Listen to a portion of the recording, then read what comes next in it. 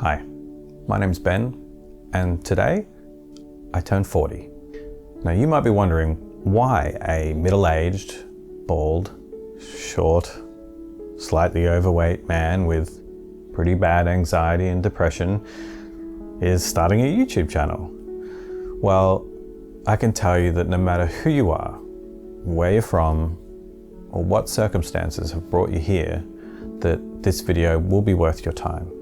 Now I get it, you're probably looking at this timeline and thinking it's too much, but I have made a short version, I've linked it below, so go and watch that if you're short on time. But I really hope that at some point you do come back and watch this video, because there is so much that I want to convey to you about why I'm starting this new, exciting, but ultimately extremely daunting venture. Although I'll never be able to translate all my thoughts and feelings in a single video, I do hope that by the end of it, you'll know me a lot better, and I will have excised this tumorous weight that has been building up inside of me.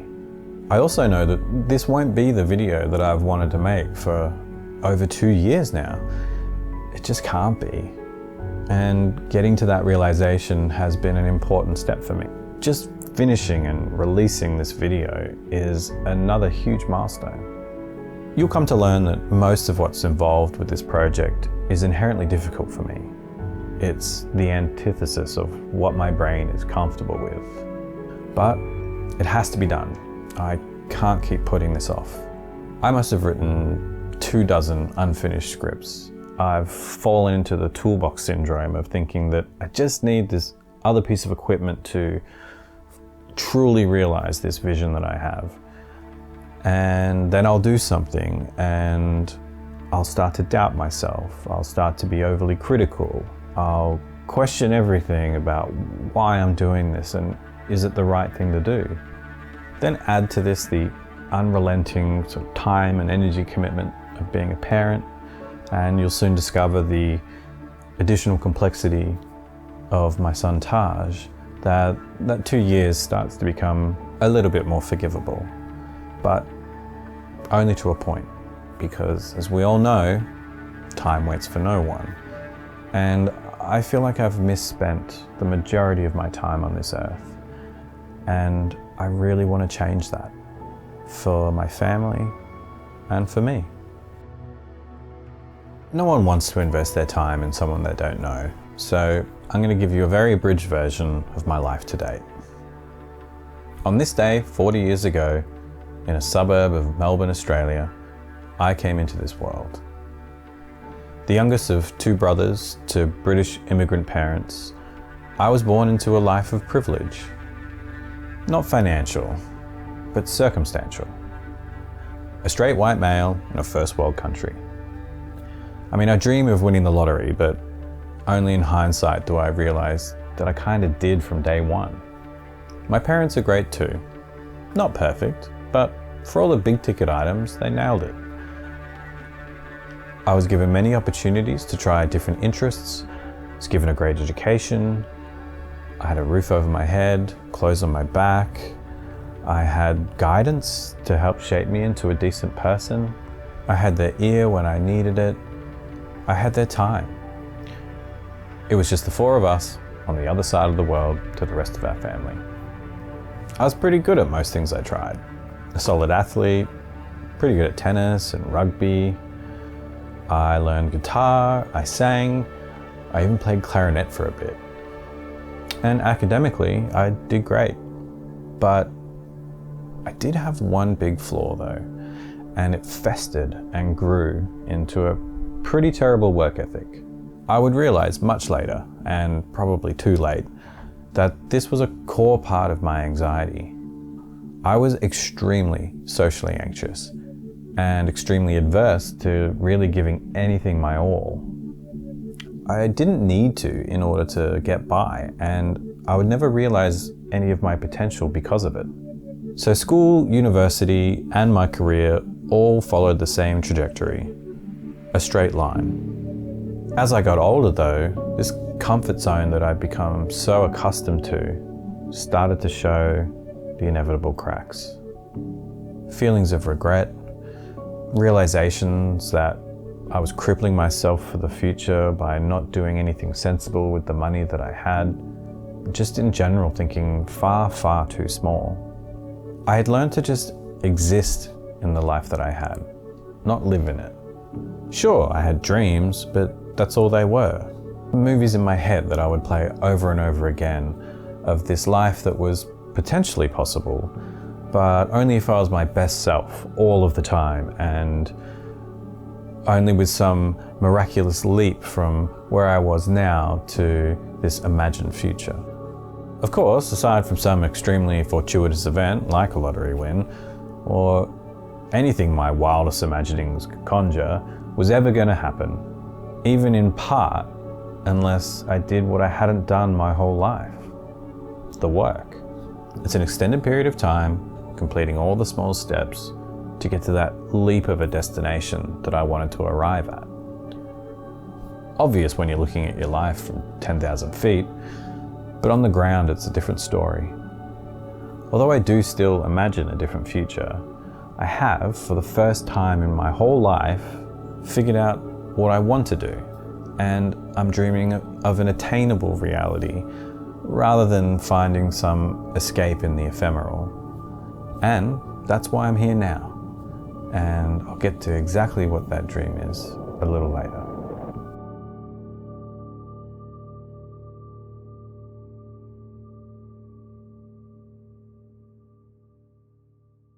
Before I can get to Taj, I have to talk about Liz. This one's a little difficult because she's not really a social media person and doesn't share much of her own life. And she's on board with this, but also a little apprehensive.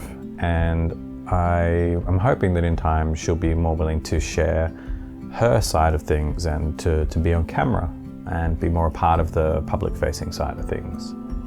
Our tale actually begins twice.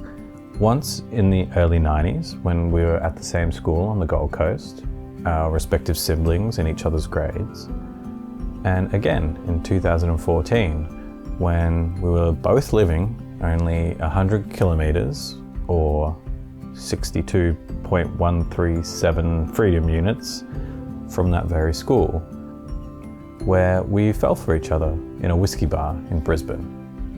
That fateful night, she was out drinking with her workmates. And you know what? I really can't blame her for finally being into me this time around. I mean, I had hit my peak physical form. Not that one, that one. Yes, I am taking this opportunity to share my only photo, okay, only 2 photos of me taking a selfie during that period when I was working out. And I know I'm gonna regret it, but I am rarely a tooter of one's own horn, outside of my friendship circles, that is. And I rarely have a reason to do so. Anyway, we hit it off in a really big way, and only 2 weeks later, she declared her love for me. She's gonna kill me for this. Now, admittedly, I wasn't that far behind, but I'll never miss an opportunity to let people know that. So we are living together in 3 months. We are moving interstate in 6 months and expecting our first child in 3 years. We've done a lot in that time though. We'd established ourselves in a new city. We were being much more financially responsible, paying off our credit card debts. We traveled. And we made amazing memories with our friends and our family. We also made amazing new friends in Melbourne, and generally we're having a great time and enjoying life.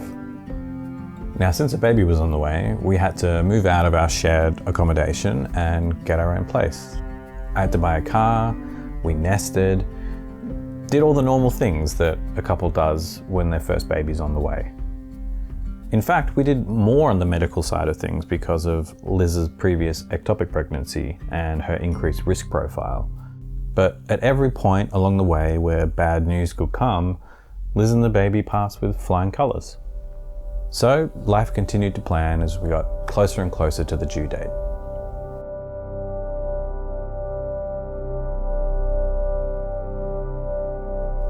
I recall vividly on our daily commute home, where we would pass the Royal Children's Hospital, that I didn't care about anything as long as we didn't end up there. You spend the whole 9 months experiencing this real sense of change in your life. Now, you've anticipated what this might be like. You've seen it all in movies and TV, you've read about it, you've heard about it from your family and friends, but actually experiencing it for yourself is something quite profound. I mean, there's lots of time that you're just living life, you've adjusted to it, you've gone to the checkups, you've spoken to people ad nauseum, so it's mostly subtle, if not the new normal. We adapt, we become used to it. There are moments though when it hits you, and these happen more and more as you're leading up to the big day. The water break, the contractions, the ride to the hospital, the birthing suite, the final moments before the baby's out. Now, I look back on that labour with so many mixed emotions. Immensely proud of how Liz handled it, so humbled by her experience, but also so saddened by it too. These are the final hours and minutes before your lives go in a completely new direction. The miracle of life. But, unfortunately for us, that miracle only lasted a few minutes.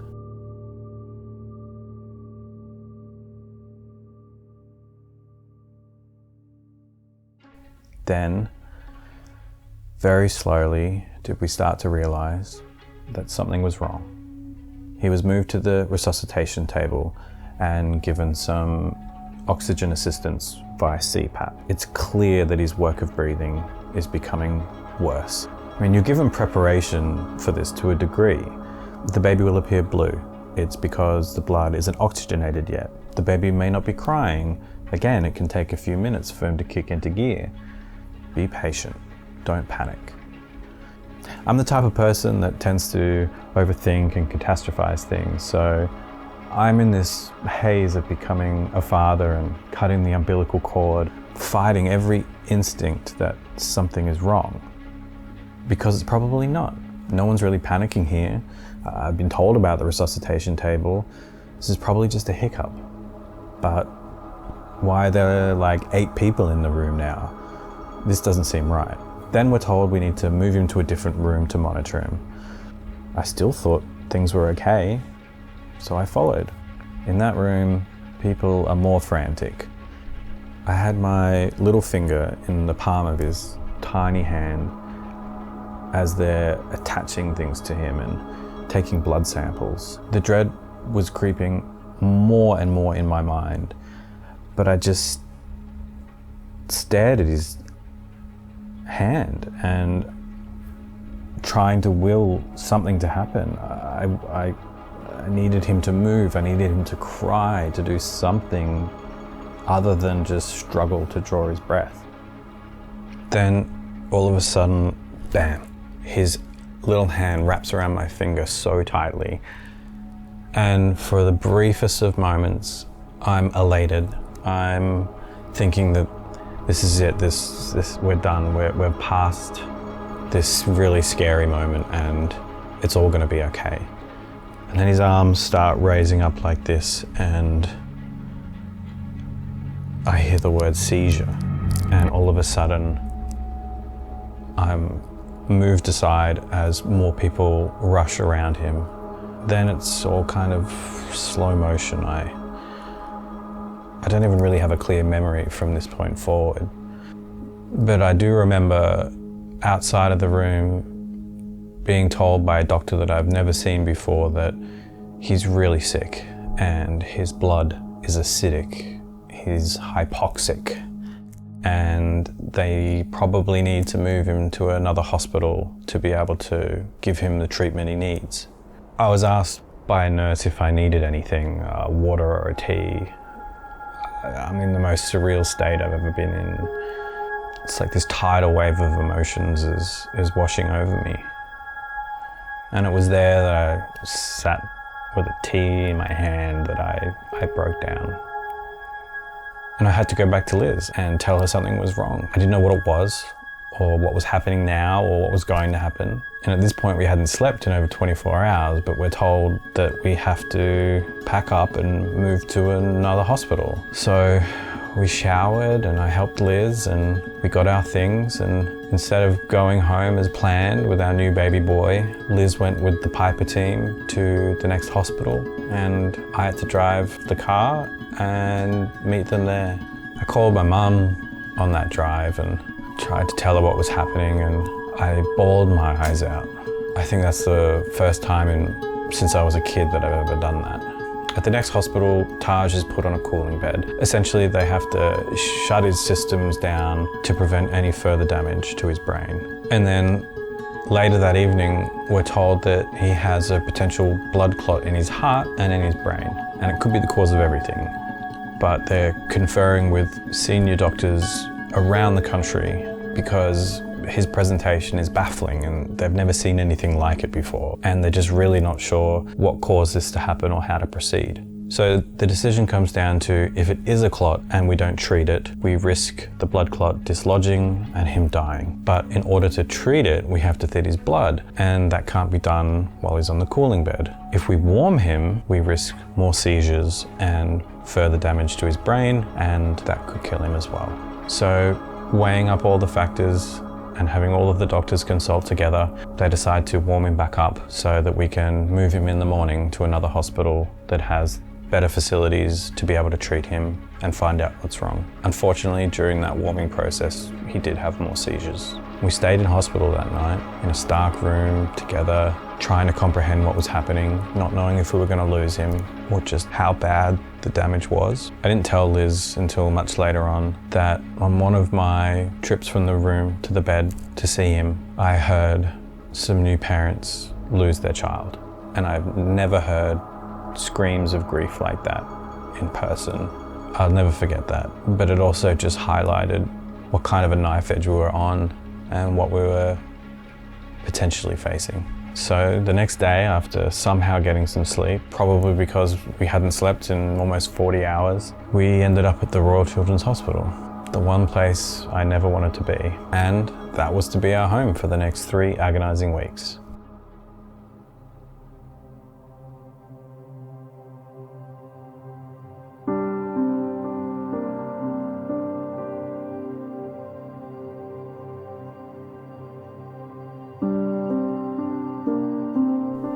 These were our darkest times.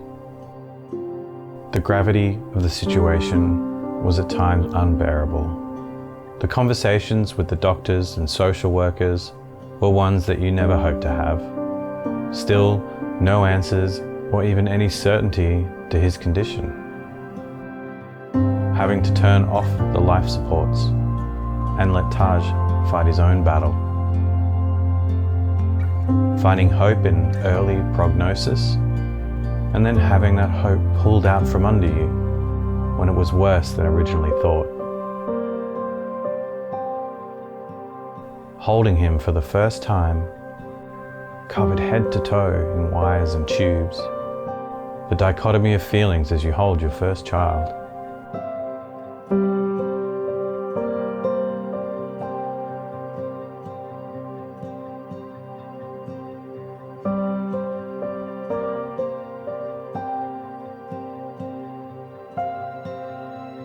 In the darkness though, we had some light.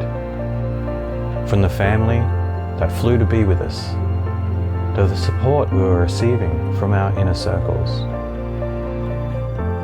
To push forward each and every day and learn about the brain and the body in ways that you didn't think you'd ever need to. Trying to touch your feet on the ground through understanding. And learning how to care for this precious but so broken little boy. Liz had her first Mother's Day in hospital. Becoming a mother was such an intense journey for her, having lost her own at an early age. Over a week later, Taj starts to open his eyes. He shows us his strength, and we start to become a family, as unconventional as it is.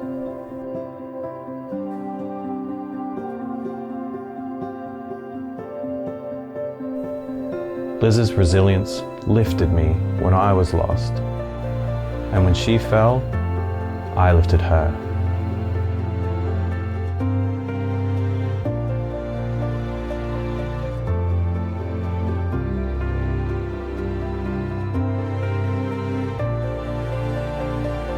He becomes stabilized enough for us to leave the intensive care ward for a brief walk outside, your new reality becoming somewhere where you can find joy in the little things.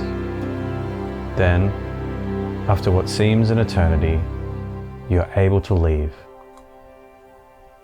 and finally head to where you always wanted to be with your baby. Home.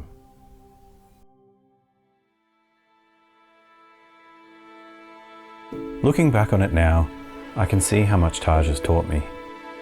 He's shown me that life doesn't always go according to plan, but that's okay. You just have to keep going, one day at a time. And to celebrate every small victory, no matter how seemingly insignificant. He's also reminded me of the power of love and the importance of cherishing every moment with the people you care about, because you never know how long you might have with them. That first year was so tough. There's no manual for this. Brain injuries are like fingerprints. No two are the same. So we had to fly blind into this storm that we never saw coming. Trying desperately to keep his weight up, to understand his dystonia, navigate the complicated maze of support services, medical and therapy appointments. But despite having these small victories, we ended up in hospital, time and time again.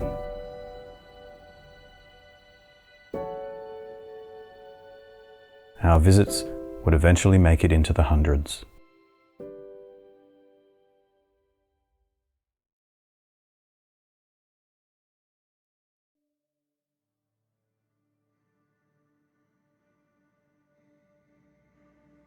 There are ways in which we are truly blessed.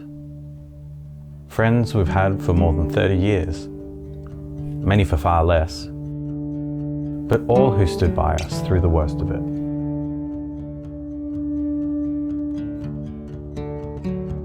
I can't really ever express my gratitude for them enough to actually describe how important they are and were through our dark times.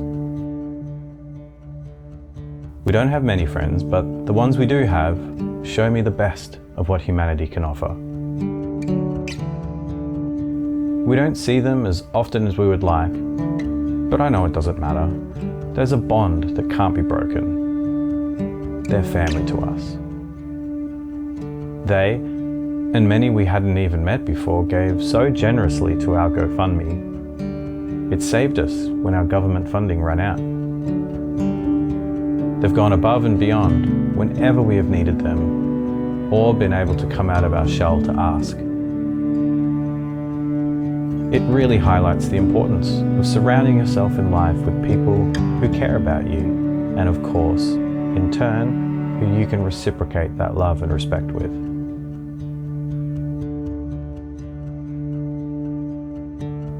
We also had some invaluable respite services which allowed us some time to ourselves, and together with Taj, to relax and break up the slog of daily life.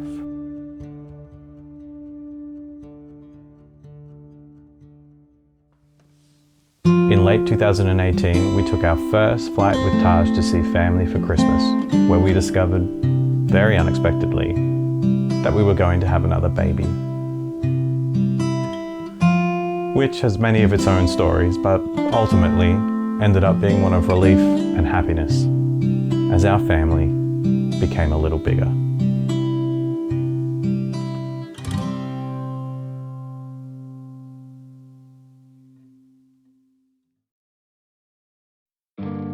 "2020 started off with Taj in hospital, and I mean day one, January 1st. Taj is hospitalised with 3 viruses and pneumonia. Towards the end of January, Taj is back in hospital, and Liz and Elijah are up in Queensland seeing her dad, who's had a decline in his health due to the dementia that he's been suffering from for a decade. Then in March, COVID reaches our shores. And we didn't know it at the time, but we were basically living in the city that was to have the longest and most restrictive lockdowns in the entire world. A month later, While we still didn't have much of an idea about this new virus, Liz had some devastating news that her dad experienced another, much more serious and rapid health decline. So she flew up to be with her dad for the final days. Laid in PPE, not able to hold his hand without gloves on, just the worst way we could have seen the end to this incredible man's life. On the 3rd of April, 2020, Ross Juice passed away. Taj got new equipment. He also got his peg tube in so we could finally have his face free of the nasogastric tube. Unfortunately, a routine procedure turned into a very rough 10-day hospital stay. Not great at the best of times, let alone in the midst of a pandemic. And two things happened mid-2020 that would go on to have very serious effects that are still ongoing to this day. My brother becomes a large voice of dissension online in regards to COVID, and Liz's stepmom decides to take legal action to try and secure Liz and her brother's inheritances almost entirely to herself. We had to spend our entire life savings just to fight for what our dad wanted in the will. We were both working full-time at that stage. Personally, I had the busiest and most important year of my working life, but by the end of 2020, I was done. I resigned from my managerial position to become Taj's primary carer and to resolve to finally turn Team Taj into something bigger and better. Being the primary carer to Taj is a 24-hour job. Well, being a parent is too, but on top of all that, you have to also don a number of new roles.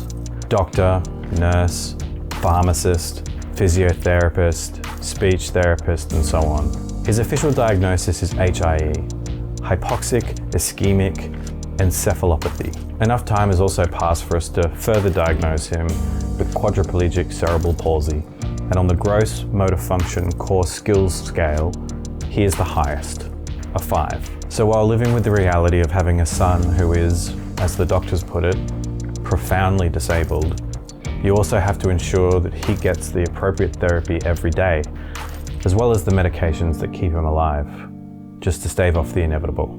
A life-limiting condition is also another new term we learn that means he's extremely likely to not make it past his teens. Knowing that you'll have to bury your child, but having no idea when, is a weight that I sometimes can't cope with. We do have carers to assist, however, we only have the funding for about 10 hours of that per week. He also gets sick, a lot, and carers aren't able to come when Taj is sick or when they are sick.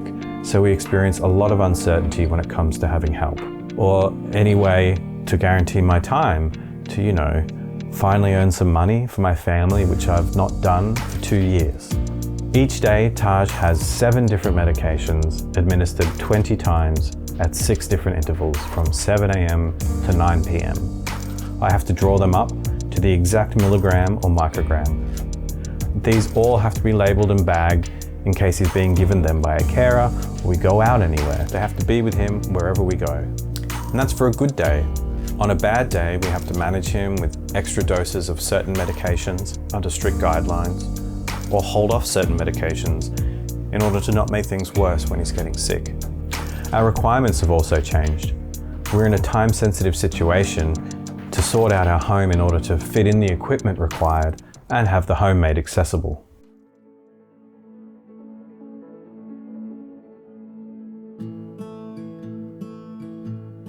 I suppose it's a combination of what I've been through, as well as getting older, but my resolve to live a life that's better, that's meaningful, has hardened to a point where I can clearly see a path forward. It's like I'm building a ladder to escape this pit I've found myself in. I also know that I can't do it alone, and Team Taj is that ladder.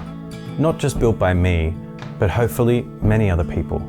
I realize a lot of what is wrong with our society, and at least for the things that I can control, I know I can try to do something about it. In time, I will be helping others, but in order to be able to do that properly, I need to help my own family, and our biggest and most pressing issue is our home. Within this initial project, there are a plethora of things that affect us all, and for each problem or choice we make, I want to completely rethink the way we approach it. Rather than just buy the cheapest or quickest available thing, or even the best reviewed, I want to place accessibility and sustainability as priority number 1. Companies that are taking it upon themselves to operate ethically and treat their workers right are the ones to get our business. And I'm hoping that other people will start to reward this too. Housing is something that should be a human right, but it's become a commodity that is pushing more and more people out of it, especially here in Australia. The homes that are built at both past and present are extremely inefficient, powered by non-renewable energy, and not designed to last, or accommodate anyone with a disability, or for the aging population. Universal design is the approach that I will be implementing, and being a tech guy, I want to find the best way that technology can supplement this. So what I need from you is to share this far and wide, because I'm trying to build a community that share these values and have the skills, expertise, and lived experience that will help to piece this puzzle together. I also want to help others share their stories, to find support and acceptance by communities coming together under a common cause. This may be a pipe dream, but it's one that I'm dedicating myself to. I want to create blueprints for other people to follow and build upon that cover all aspects of the way we live in this modern world that is becoming increasingly under threat due to how we have placed profit above all else.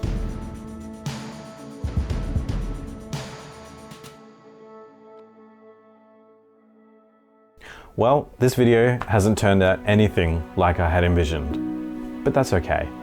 It's done, it's out in the ether, and I can actually start this journey properly. I'll be making more videos on many different topics, and I promise they won't be 2 years in the making. I'm over that first big hurdle.